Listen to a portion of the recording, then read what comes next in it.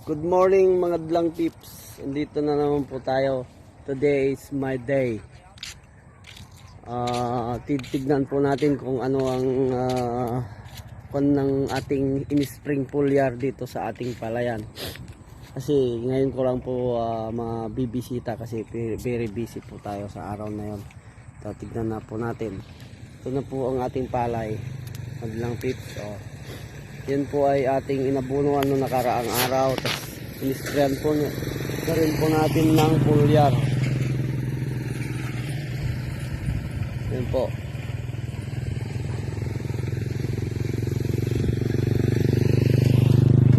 Halos di na po makita ang lupa. Isang abono lang po yan mga madlang tips. Isang abono pa lang, may pangalawa pa. Ang ating pong in-spring foliar ay 3G's foliar yung nakita ko po sa Facebook. At ang ating pong trinay legit po naman. Kitang kita po yung diferensya noong hindi po pa na-sprayan. Yan po madlang tips.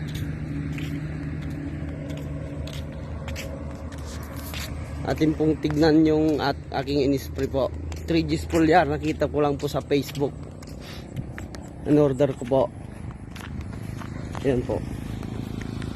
Halos di na po makita ang lupa sa kapal ng dahon. May isa pa pong spray at saka isang abono pa. Ang isang 1 liter po ay 9.50 po ang aking bili. Mga madlang people. Yan po.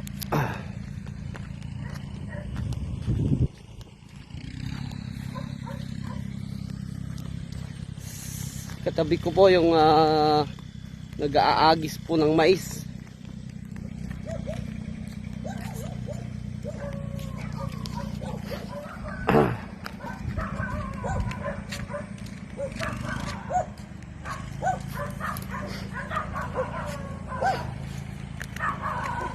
Punta po tayo dito sa ng aking pinsan.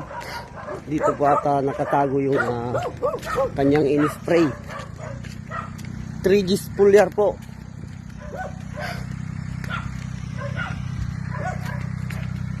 Look!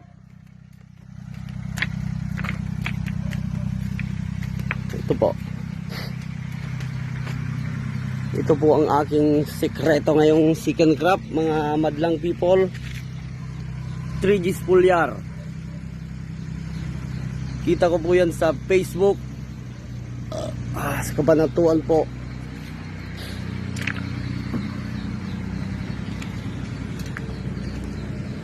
Yan, kitang-kita po naman ang resulta sa palay. Maganda po. Ngayon ko lang po na-try mag-foliar. Kaya subukan nyo na. Baka sakaling effective sa inyong palayan.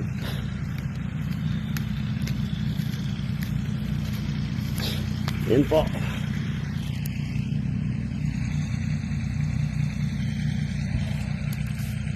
Hanggang doon po ang aking nagamit, 3 litro na. Salamat.